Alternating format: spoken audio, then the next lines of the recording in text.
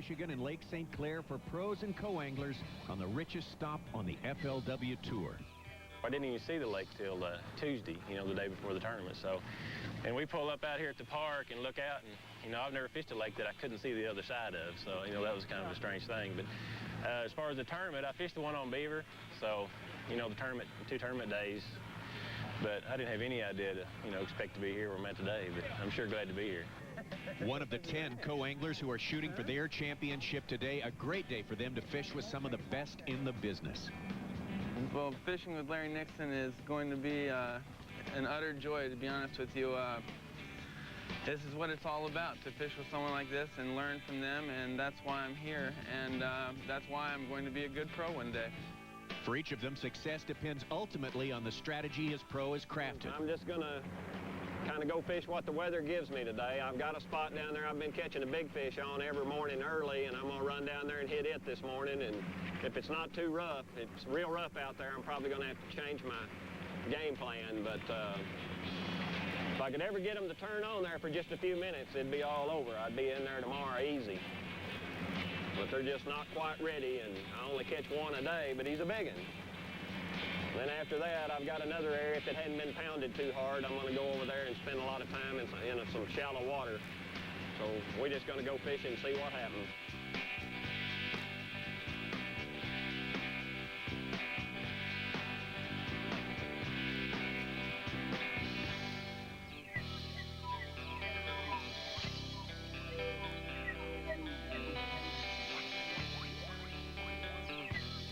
Our boaters are, well, this is a big day for them because they got to get tomorrow to the finals. Boy, what a day that will be. But this is the finale for the non-boater. And what a wonderful setting for a non-boater, just simply because, well, quite honestly, in a lot of the lakes, the fishing isn't quite as good for them as it is the guy in the front of the boat. Right here, you have fishing all the way around the boat. No telling where the fish is going to come from. They have just as, matter of fact, they have a better opportunity in some instances than the boater. So we will see amateurs and pros with lots of fish. 20 guys with great fishing opportunities today. We're going to take a quick break, and when we come back, we'll start catching those great big smallmouth. Don't go away.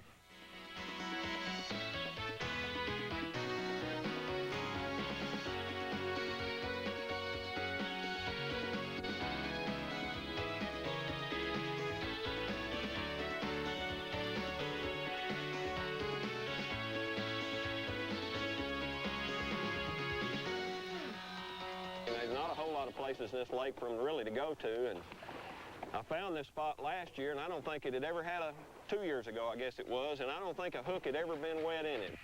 Legendary Larry Nixon from Bee Branch, Arkansas. You can see where he's fishing directly east across the lake from the launch point at Metro Park, a place near where the river flows up to Huron, so a lot of barge traffic and a lot of current, too. But they're not going to be running over his fishing spot every day, are they? I hope not. Not all day long.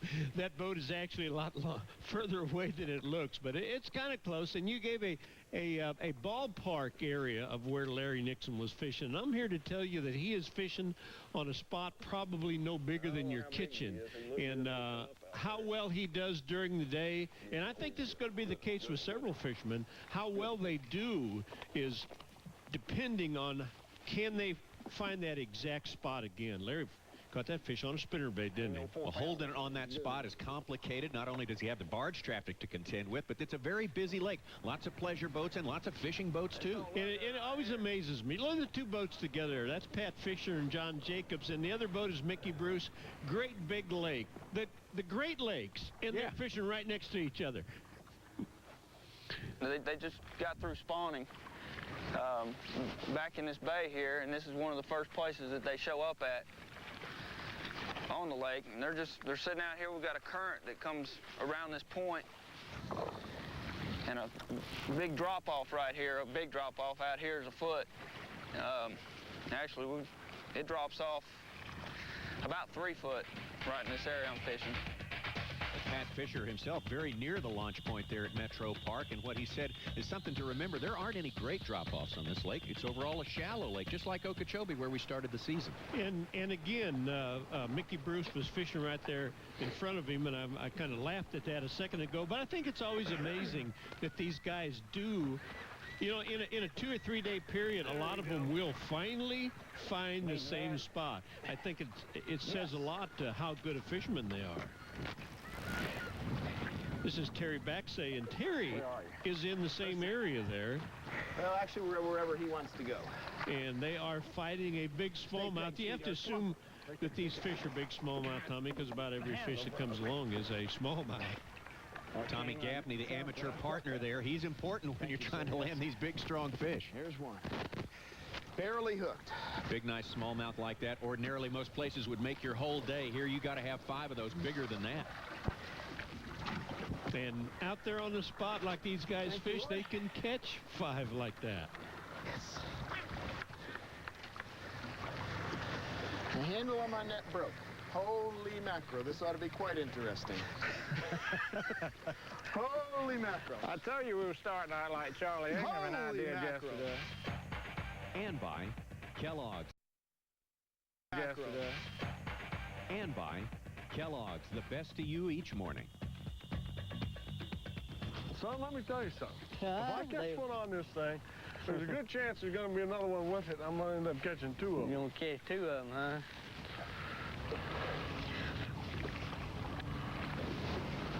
Wesley, what do you think about when you won that tournament down there at Cypress Gardens? Oh, my goodness. Pretty good feeling, huh? Wesley Burnett comes to the FLW Tour via the Ever Start Series. The championship of that series last year was held down at Cypress Gardens, Florida. Wesley Burnett scored big down there. Boy, you remember that fish, don't you? Absolutely. Caught it on a crankbait. Fishing was really tough. Oh, my gosh. That was Chip Harrison in the front end of that boat. And he was probably as surprised as Wesley was, but boy, that fish did him a lot of good. Oh, my gosh. He wasn't coming off. I had him hooked in the mouth and back around to the gills. Oh, my gosh. What a fish. What a fish, Chip. What a fish. My gosh. Well, that lifted Wesley to the championship down there in Cypress Gardens of the Ever Start Series on the co-angler side. He's now fishing the FLW Tour on the co-angler side. And of course, the next step for Wesley, you got to think, is going pro. Go get on the front end of that boat. How did Kobe Krieger remember Wesley catching that about fish? finding that rod in the Go water. right there. The first day of the tournament, over in this bay I'm fishing in, I fish along, and all of a sudden I look down, I said, heck, there's a rod on the bottom. I said, heck, that looks like one of my rods. That's right. I kicked the rod out of the boat, didn't even know it. Hey. And, Hey. get to know, I got a double here. There ain't neither, no, never mind, ain't neither one of them big enough. Both flags. Usually when you catch a double, they're too big ones. There's one right underneath the boat, Kobe. Is it on a bed? It looked like it. Did you see it? Mm-hmm. Everybody's got things underway except for this pair right here. Steve Daniel and his co-angler partner Kelly Greer headed down the Detroit River, the city. Walmart FLW Tour's Forestwood Open. Detroit River, the city. Walmart FLW Tour's Forestwood Open from Lake St. Clair, Detroit, Michigan. Also some places nearby like the Detroit River, and this spot right here, basically the mouth of Lake Erie. And Tommy, I've been looking forward to seeing Steve Daniel's spot all week long. He's been telling us about those fish schooling out there, and the minnows were at the top there a second ago. That was what all those birds were at the top of the waterfall. I don't know how big it is. Maybe it's a little smallmouth. Just drop your rod when you're. We'll net all of them until we get 5.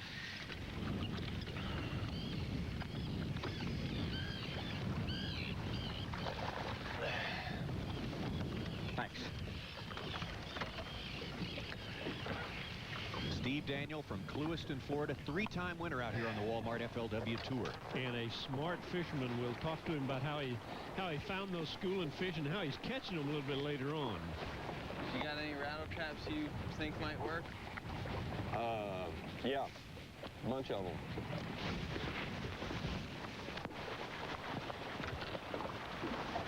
He's little. Little one? Yeah. You done that? Nah. You might measure I though. believe you will.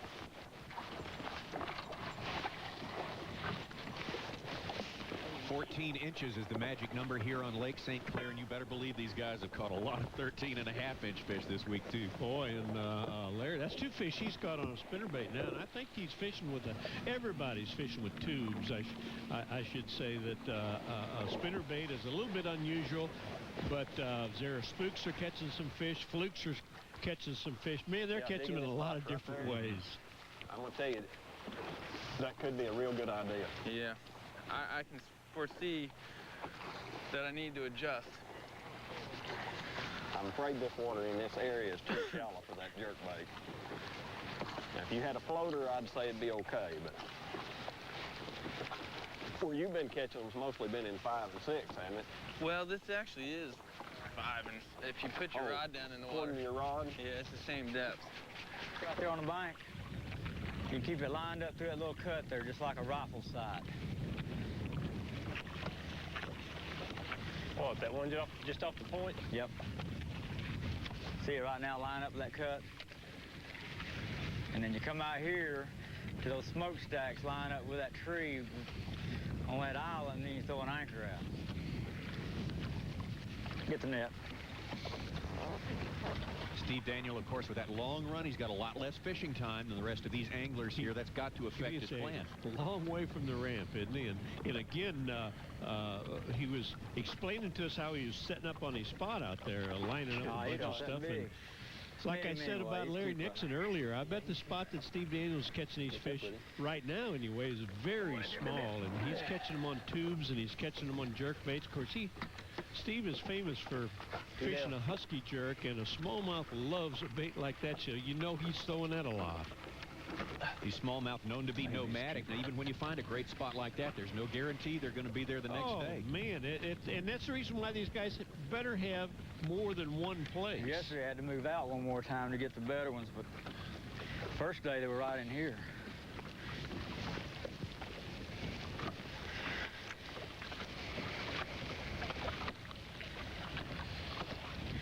I like this spot better right here because the further out I go, the more I hang up. I don't hang up too much right here.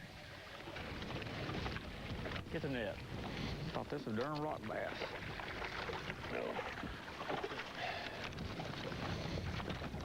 Three.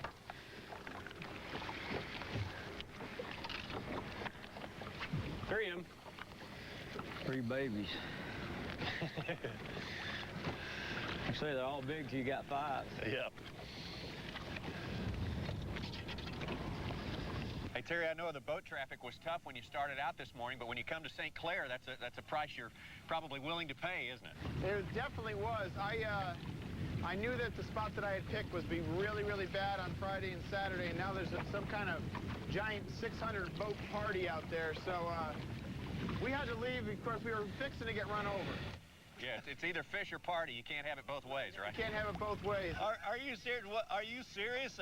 They really do have a party going on? It's, from what I've told, one of my friends who lives here said there's some kind of special party that goes on this Friday, and there's going to be, last year they had 600 boats at it.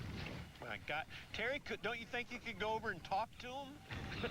Maybe get them to all move? Just hold it down till you get a limit? I'm not quite sure that, I'm not quite sure they would listen to me. The way they were running in, I mean, they were going on both sides of the boat, and the fish that I was trying to catch were just only in 3 feet of water. They were just a little too spooky. Oh, man. Terry, last night when you were thinking about this tournament, what was the one thing you kept telling yourself that you've got to do, that you've got to keep in your mind all through today? I needed to focus basically on what I was doing. I knew the area that I had enough fish to win the tournament, and I just knew I had to catch them early, and the boats just started way too early, and they were running right over the fish. So, I mean, no excuses. I have other fish I'm going to go to, and hopefully it'll work out there. Wait, has the wind been a problem to you this morning? Wind's been a pretty big problem this morning because we haven't had a wind like this all week long. And, well, actually, we had it one day when it was bad, but the fish did bite. We have not had the wind from this direction. Pardon me, Tommy, I'd like to ask Tommy. Ask that, Tommy. Ask this, Tommy. What will you take away from these 3 or 4 days fishing? Alan Carlton, I practiced with Alan, and Alan and I had a good practice. We hit several spots, specific spots, instead of just randomly throwing.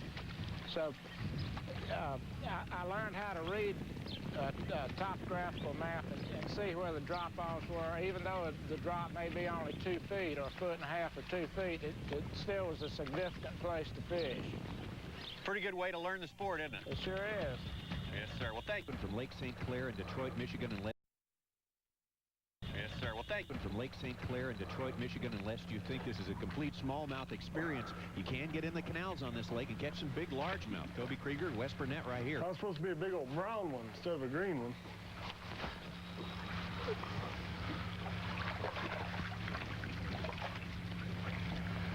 Kobe, how much time have you spent in the canals this week? I practiced in here about 4 days ago, and I caught several bass out of here. I don't think it's a pattern that you can sustain for 4 days and be competitive here on Lake St. Clair, but I'm sort of struggling a little bit this morning. The area that I've been fishing, I fished in there yesterday and struggled, and I went back there a little while ago and I saw one fish and I missed a good one, and it didn't feel right to me, so I left, and I opted to come up here to try to catch me 5. Because I got to get 5 in the boat to have a chance, and I think it's my best chance to do that. Would it be science fiction to think that this tournament conceivably could be won tomorrow on a limit of largemouth? Well, I don't think so, Tommy. I think it's going to take, a limit of smallies to win. But, the areas that I got fishing, I just don't, I'm not confident in that kind of stuff, and I'm not going to get out there and drag a tube around, and so I'd rather come up here and pitch a brush hog and try to catch me 5 largemouths. And I caught some good ones in here in practice, and if I can catch 5 halfway decent ones, I still have a chance to make it to tomorrow, and maybe the weather will straighten up a little bit, and where I've been fishing, I could catch some fish. Tommy, I think that Kobe's one of the hottest fishermen in America right now. And now, I'm not kidding you, Kobe. There's no doubt about it. And I think that a big reason for that is that he's a very versatile fisherman. What do you have to say to that, Kobe? Well, Jerry, I can catch fish just about any way that there is to catch them. And, my best thing is sight fishing, obviously, when they're up spawning and stuff. But, I mean, I can pitch a jig or pitch a brush hog or, throw a crankbait a little bit. I mean, I can do about anything I need to do to catch a fish. So, and that helps out. And I took a chance today by coming up here and doing this, and it may hurt me and it may not. There won't be little ones out here.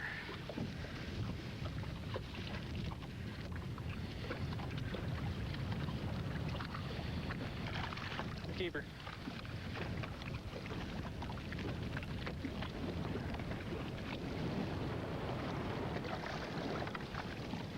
Thanks, sir. Kelly Greer is starting to get the feel of it here, I think. I think he is, Tommy. He's fishing a tube just like Steve is up there in front. And if you'll remember, right behind them was those smokestacks. And they're lined up on a little place out there, and they're just trying to make perfect casts. Kelly has made the perfect cast, and Steve is changing tubes right here. And I think for the most part they're fishing with green. They're using white flukes and green flukes, and whatever Kelly is using, that's what Steve ought to be using. He needs to be using right now. Absolutely, because Kelly has got it going on. And you mentioned this is going to happen here in this show. I mean, yeah. The co-angler's got just as good a shot at these fish as the pro. Absolutely, because the fish that they're catching right now are not out there in front of the boat, or not necessarily out there in front of the boat. Look at Kelly. Why, he's right off to the side, and he has another fish on. These pros are awfully good about this. They're great sports about all this, but it's got to play on a guy's mind when the guy behind him sort of cleaning out a spot that he's expecting to load up on as well. Steve's trying to act like it's no big deal. We know better, huh? Yeah, we know. Actually, Steve is great. Yeah, through the years we've noticed how wonderful he is with his non-boater partner. Where are they coming from? Straight out there? That was farther out. The last two have been farther out there.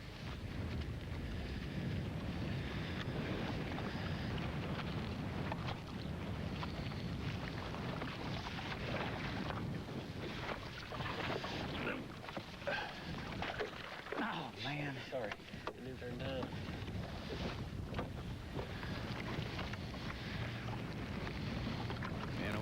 things that can play on your mind when you're fishing hard, trying to make it to the top 10. This rich tournament, the Forest Wood Open on St. Clair, here back over to Pat Fisher and John Jacobs near Metro Park. That's where we launched this morning. And Steve Daniels is having a little bit of a tough go there, but you watch. He's a great fisherman. He'll come back and here's a situation where I hope everybody realizes that these guys aren't just, you know, I said they're fishing a tube. That's not a case of just throwing that tube out there and reeling them back to the boat. These guys really have a great touch on these fish. Tommy, you were out there yourself, and although a smallmouth is pretty violent after you hook him, sometimes his strike is really a very subtle little deal. Especially when they're in those little grass patches and things that are all across the bottom there. My pro gave me the best advice I could ever have. Throw your tube out there, let it get on the bottom, weigh it every 10 seconds. When it weighs more than a quarter ounce, go ahead and sock it to him. And it works. Great. It works. I love that. Well, Pat is doing that, and he is in shallow water. Isn't it great when they catch these fish in shallow water, and you and I can sit here and watch them wrestle with them? Oh, you can really see how wild and crazy these smallmouth are. Listen to the drag on that spinning reel. And I bet you he might be fishing with 10-pound test line, but he might be fishing with about 8-pound line as well. Susie, come on, Papa. And again, the feel. Boy, these are fighting fish. Yeah. For that fish striking the lure is so important. And then, by gosh, these fish are landed with the rod, not necessarily the reel. You get your rod in the wrong position, and you go to parse around with a smallmouth. Now he's going to break your line. Look at the rod position here. Look at the rod position. Always don't rub the bottom of that boat. A little leverage on that fish at all times, isn't he, boy? Making him bend the tip. Pat Fisher. Smallmouth. Yeah. Stone Mountain, Georgia. Glad to have that one in the boat. Tommy, I'm sitting here watching. I'm ready to go. I'm ready too. I'm thinking about how can we get up there. 2-pounder. No. 2.5-pounder.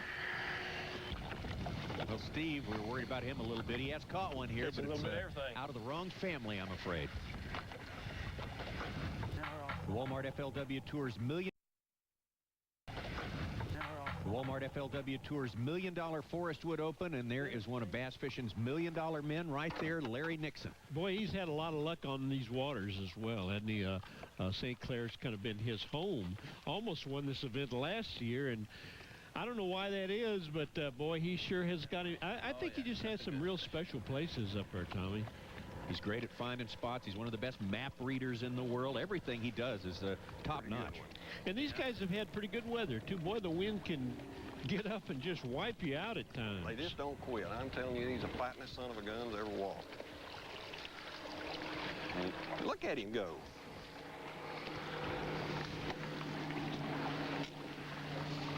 Boy, come out from under there. Get him.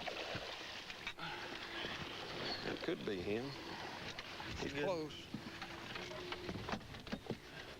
Good fish any way you look at it. All right, that helped.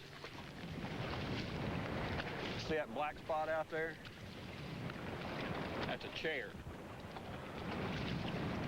A dadgum lawn chair.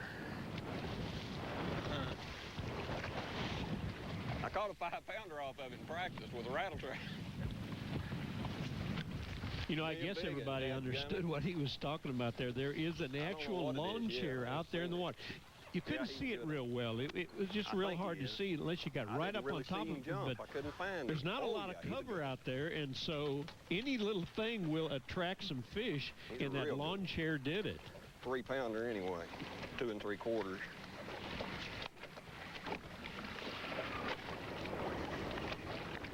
He's skinny. I don't care. I'll take him right now.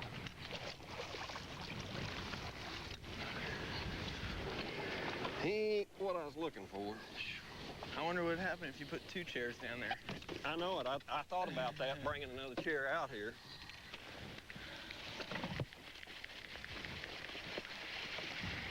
Guy could scatter him a whole bunch of chairs around and catch the fire out of him. I can't believe there was 5 fish on that chair. Well, Steve, I know you don't have probably a whole lot of fishing company today, but have you had any all week down there almost in Lake Erie? No, I hadn't seen hardly anybody down here. You like it like that? I love it. That's why I'm down here.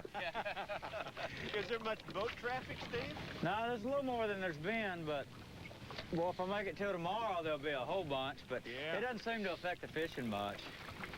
Go ahead. Tell us about the fishing. Tell us about the little spot you've got going. Well, there's a couple of schooling spots where they really like to school up. One place, I don't know how many we caught this morning. It was every cast for a while, but the size isn't exactly what I'm looking for. We haven't caught one over 3 pounds yet. And, well, I need to catch. Yesterday I had a couple of 3.5 pounders out of this spot, but we haven't caught a good one yet, so we're going to fish here a few more minutes. And the sun's out now. We hadn't had any sun in a few days, so I'm going to go throw a spinnerbait and practice. I caught a lot of real nice ones on a spinnerbait when the sun was out, so hopefully that'll work. Hey, well, you know what, Kelly? Something I'd like to ask you. A non-boater normally doesn't have a lot of problems netting a fish because, quite honestly, a largemouth is not as vicious as a smallmouth. Sometimes, especially on a good smallmouth, you've got a lot of responsibility netting that fish, don't you? And the same thing with the pro netting your fish. Yeah. And these smallmouth, they kind of have a tendency when they get right up to the boat to make a lunge, and sometimes it's hard to catch them. I missed one this morning, a keeper that he had up beside the boat. You never been to this area, say, to fish, but have you ever been to a place that's had smallmouth fishing like this? No. No. Pretty amazing, isn't it? Yeah, it is, and it's great. I mean, I've caught a limit every day, and, you know, I had probably close to a 4-pound smallmouth each day, and that's good. Kelly and Steve, I'd be interested to know how many people come up here fishing a tournament for the first time, and then we find them back here on vacation at some point within the next 5 years, huh? Well, that's a good thing about this lake is you can come up here and you can fish all day long and catch 100 fish. Oh, it's great. Well, and Steve, to be perfectly honest, sometimes in all your travels, some of the lakes that you begin to practice on 2 or 3 or 4 days before the tournament, it's not something you're really looking forward to. This deal is completely the opposite. I think everybody wanted to get here a little early, and you know, the only problem we had this year, we got up here on St. Clair, the bass season wasn't open yet, so that's the reason I really came down here. It opened a week early on the Great Lakes, and this is Lake Erie here, and I came down and fished a little bit early, but you know, everybody likes to get here. Usually everybody goes and fishes 3 or 4 days, but there were guys here for a week. You know, it's one of the best places just to go look around, and the weather's usually pretty good this time of year, and the $1 million Forestwood the $1 million Forestwood Open, richest tournament on the Walmart FLW Tour. We're in the shadow of downtown Detroit here on Lake St. Clair. Great place for smallmouth fishing. He'll work. And Larry Nixon is staying pretty hot, isn't he? You can always tell by the color of the water what depth of water these guys are fishing. A little bit ago when he was on the lawn chair pattern, the water was a lot lighter, and now it's getting a little bit darker, which obviously means he's in deeper water. Now, what's he throwing right now? If he's throwing that spinning rod, you know he's got a tube on. Toward your trolling motor, Kim. If he's throwing these casting rod or his casting reel, then it's going to be a spinnerbait. He's fished a Carolina rig a little bit, but mostly it's been this tube and a spinnerbait. Too many things can happen. Here he comes. Ready. And I do want to point out, too, that he and many of these guys are very good with their spinning reels. You don't see, Tommy, you realize you don't see a lot of spinning reels out there? No. But when you get... Let's net this one, too. When you get down to the... this is the one I need. Throwing light line in the tube, you're with a spinning rod most of the time. Get over here, big boy. Where'd he go? There we go. That's kind of what I need right there. Good one. Steve Daniels, who watched his co-angler load up from this spot, is now taking his turn, I think. Tommy, I thought you were awful hard on old Steve. He's one of our... We're going to mess around. He's not going to invite us to his barbecue. That's right. That's what's going to happen. It's getting serious. Oh, there she was. Oh, I got her. Hang on. Boy, that's far enough out yonder.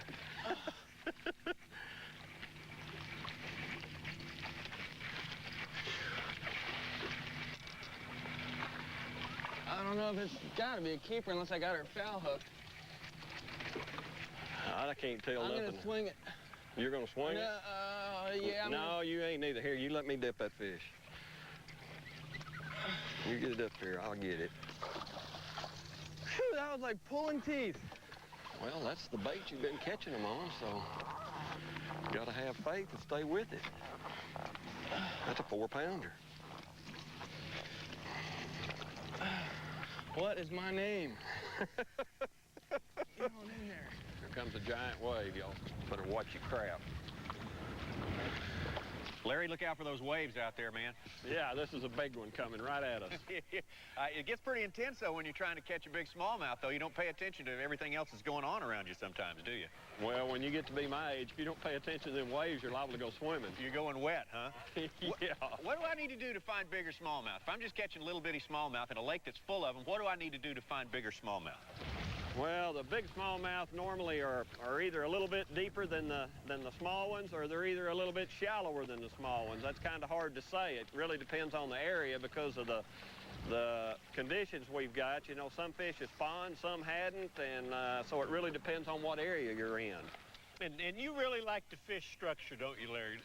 And by that I mean structure that you can't really see. You have to work to find. I prefer that over anything else because that's harder for everybody else to find. And if you can find a little area that's not found, you can just catch so many more fish out of it, and you don't have all that pressure. Of course, I think your little spot that you had zeroed in last year, I think they published that exact spot in the Detroit paper, didn't they? Oh, yeah, it's common knowledge. It's on the computer, in a magazine, and a guy even put it in his stinking book. Yeah, I think you can see the bait on the internet, too, so you got it all right there. Yeah. Oh, well, so obviously you got to get out and find you a new spot. Sometimes you have to find a new spot every day, don't you? Well, yes, sometimes you do. You hope you can depend on something, but today pretty much everything I had's got messed up. I did catch one off my good spot. Didn't catch any. Well, I caught one 14-incher off my second area, and then I caught two pretty good ones on my third little area, and it's just too cloudy and windy, and I can't see what I'm doing over there. Them fish are probably bedding. They're just little black spots on the bottom, so I'm having to hunt them, and with it like this, you can't see them. I'll get him for you anyway. You can almost say Steve Daniel is hit for the cycle here. He's had a largemouth, smallmouth, of course, white bass, pike, and now his walleye. St. Clair, Detroit, Michigan. St. Clair, Detroit, Michigan, the Forest Wood Open. This is day 3, moving day for the pros, championship day for the co-anglers. Terry Baxay of Connecticut here is struggling a bit. Same story here for Kobe Krieger of Indiana. Now over to Pat Fisher from Stone Mountain, Georgia. He's had a little bit better day. Good fish. Take it slow. Here. Take it slow. And of course, Tommy, everyone needs to remember that we have a lot of guys out there. We have 5 more boats out there that we're not covering. You gonna fight him a minute, or? We're trying to qualify 5 pros for tomorrow's final and find a winner amongst the non-boaters. We won't know all come weigh-in Tell me time. when. But wait a minute, these guys are catching them 2 at a time. Come on. Don't write them off yet.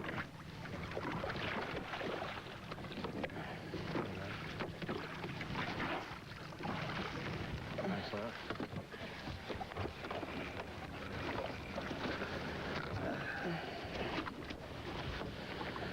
Mine's not as big.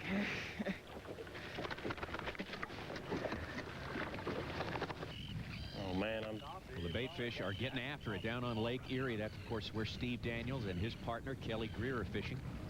And it's very important that I they get bit fish about 4 or those 5 schooling times bass on there every time I correctly. throw it in there, but them white bass. Just don't jerk, just wait till it loads up. And they'll fall through them. They'll keep spitting it out, and it'll get down there where the bass are.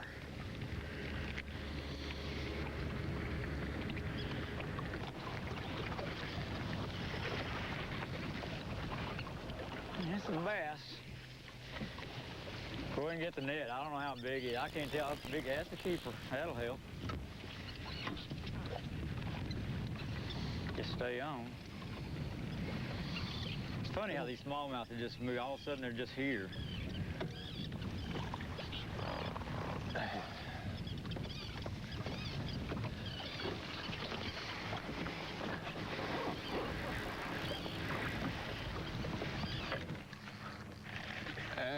you stuck her that time.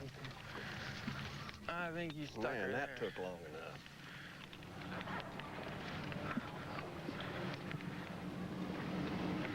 You ought to be tired. You've eaten it so many times, and I let you get away.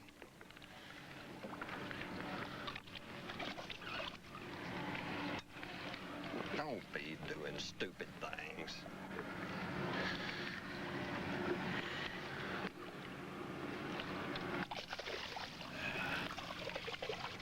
Should have got him that time. I know. A little bit of sleep on me. All right, get him. Burp. That was what? Was that in the net? No, I don't know exactly what that was, to be honest with you. Well, my bet is Jim Shockey will be a little quicker on the uptake. I hate trying to net them when they're running under the boat like that. Larry Nixon is one of the best, though, and everyone's always interested, always asking us, who's the best bass fisherman out there? But either way, we landed. The best fisherman and why is a great question. There's a lot of super fishermen out there. If I had to pick one guy, and you're talking about just overall angler of the year type, I think Clark Winlet's probably one of the best out there. I think Kevin Van Dam, he is very versatile. He can catch him just about anywhere he goes.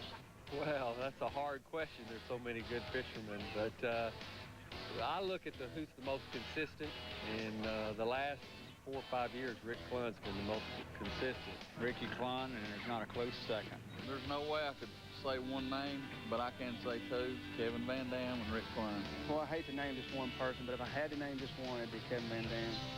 You know, Rick Clunn's been there with longevity, and he's incredible to me, but Kevin Van Dam catches him every single week. Rick Clunn and Larry Nixon. I think Larry Nixon's really represented the complete fisherman as far as what he's done, as far as giving a lot back to the sport. Rick's also given a lot back to the sport, but he's accomplished just a tremendous amount. It's a tie. I'm not going to name just one. It's going to be Kevin Van Dam and Rick Clunn. Either Ricky Clunn or Larry Nixon.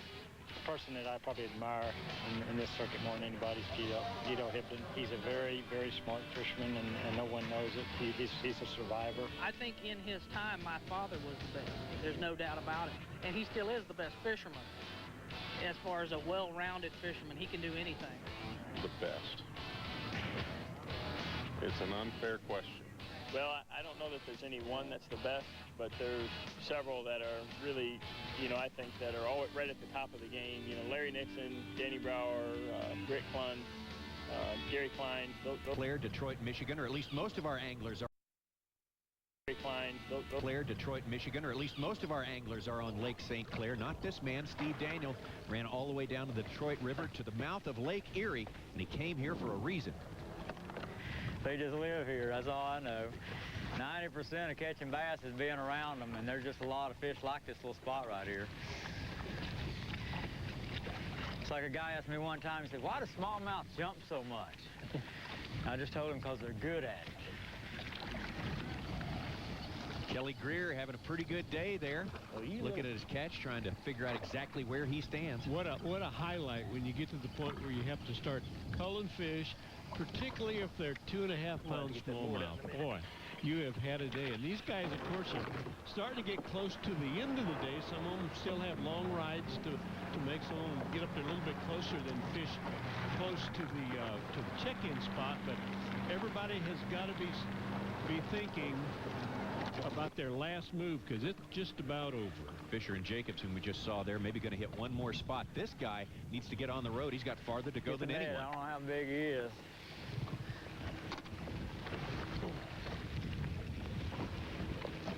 Is he a helper? Can't tell. He's a pretty good one. Yeah, he'll help me.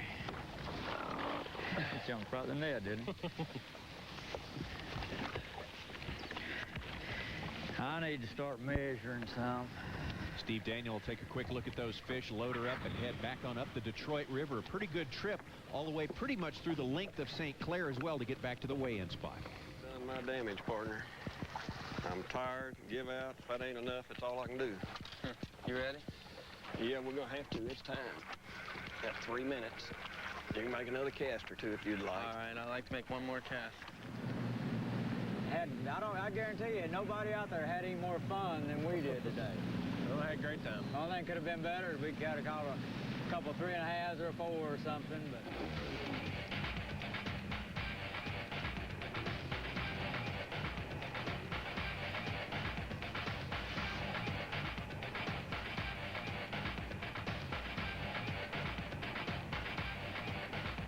Now I can take a cold bottle of water for sure.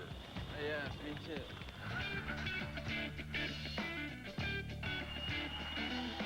All right. Wow, what a crowd we have here this afternoon here in Detroit, Michigan for the 6th and final stop of the Walmart FLW Tour in our ESPN crowd over here in this corner. All right. Let's weigh in some small. All right. Let's weigh in some smallmouth. Before we find out who our 5 pros for the finals next week are, we watch the non-voters, and no surprise, Kelly Greer is our champ. Great job in the back of Steve Daniels' boat. Charlotte, ready to introduce us to our 5 contenders for tomorrow. Here at the $1 Million Forest Wood Open at Lake St. Clair, Detroit, Michigan, we have 5 guys from the Deep South fighting it out for the $200,000 first place prize here on stage tomorrow. Could be the winner, Jimmy Millsaps from Canton, Georgia, sitting here in the Kellogg's boat. Saw you outside. You said, I'm going to need a lot of luck today. It wasn't bad, though. It wasn't all bad at all. No, but I'm still going to need a little luck. I really needed clear skies to catch fish. I was throwing at some brown spots. The fish were still bedding by, and it was clouded up. I just couldn't see them real good. Or could it be Mickey Bruce from Buford, Georgia in the Sitco boat? Well, Mickey, a couple of 3 pounds shy of what you've been doing, but I know you're happy to have them. Yeah, the fishing changed drastically today, and what reason I don't know, but tickled to death to catch that. Where did all those big ones go? Well, these fish are in a transition period right now, and it's hard to keep up with them. Sure is. Well, what's your theory? Where are they now? Where are we going to see you tomorrow? Well, I'm going to have to change a little bit to be competitive tomorrow, I believe. So I'm going to move out and hope to catch up with them. Any specifics? Anything you want to tell us to look for? Well, if you find them, there are going to be some big stringers, so hopefully I'll make the right decisions tomorrow. Or possibly in the BF Goodrich boat in the back, David Dudley from Manteo, North Carolina. I know you're looking for more, though, today, David. Yeah, I struggled today. Fishing has gotten a lot tougher out there after many days of practice with anglers and tournament time. And these fish up here bite. There ain't no doubt about it. And when they're not biting, it's just the pressure's got to them. You get spoiled. You get out there, you get to catching them really great for 3 or 4. In your case, I don't know how many days, 5 or 6 days. You ain't kidding, man. These fish up here, you can catch a ton of them. We caught a ton of them in practice, but it messes with your mind a little bit because you keep reminiscing about practice and you're like thinking you should be able to do that all the time, but I just probably fished a little bit stupid today, but hopefully it'll be enough. All right, if it's enough to get in, you kind of got a line on what's going on. You have a good idea of what to do tomorrow? Not really. We'll see. Or possibly in the Pepsi Frito-Lay boat, Larry Nixon from B Branch, Arkansas. Oh, man, 2 days ago, Larry, I thought it would have taken 14-2 just to get into the top 5, but, man, leading the way with that. Who knew?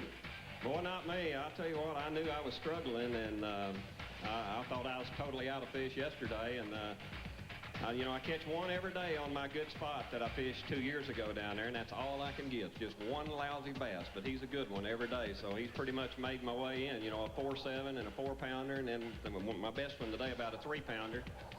And then after that, I'm pretty much struggling. I had a lot of fish found, and they've all either been caught or the boat traffic's got them run off, and I wound up having to go cast at black spots today, you know, just one of them deals just to be sure I caught me 5 fish, and turned out to be pretty good fish. You didn't catch a whole lot of keepers today, then, huh? Kind of one funny story, you know, I found a chair.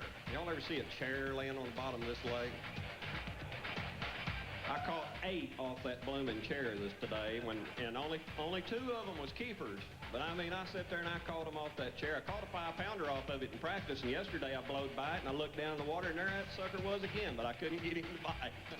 So I thought this morning I'd go catch him, and I sat there and caught 8, but only 2 of them were pretty good bass. So, you know, a chair is pretty good structure. Or our Kellogg's man in the Coleman boat, Steve Daniel from Clisson, Florida. Tell you what, Nice to have 12-10 today.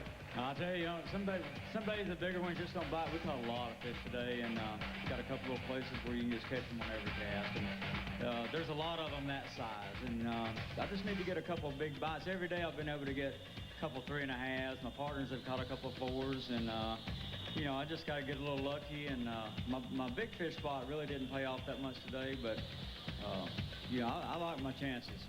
Talk a little bit about the type of terrain you're fishing, the sort of setup that you're looking to find the big ones in this week, and especially today and tomorrow. Well, my best spots are kind of current-related stuff, and I'm catching a lot of them on tube.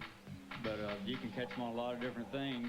I had a real good shallow water bite going on when the sun was out last week. I caught a lot of 3- and 4-pounders on spinner baits, but I tried doing that this afternoon. I thought, well, I might have messed up because I abandoned what I was doing because I just wasn't better in my catch inning. I just kept catching all these fish, and I thought, well, I'll go see if I can't catch a 4-pounder on spinner bait. So I wasted a lot of time this afternoon doing that, but that won't happen tomorrow. I'm going to camp on these places tomorrow, and I should be able to catch them. One of those 5 is going to win $200,000 here tomorrow afternoon. Well, Fuji, flashback time, and it's Larry Nixon catching a big smallmouth off of a sunken lawn chair. I have to win to get into the championship.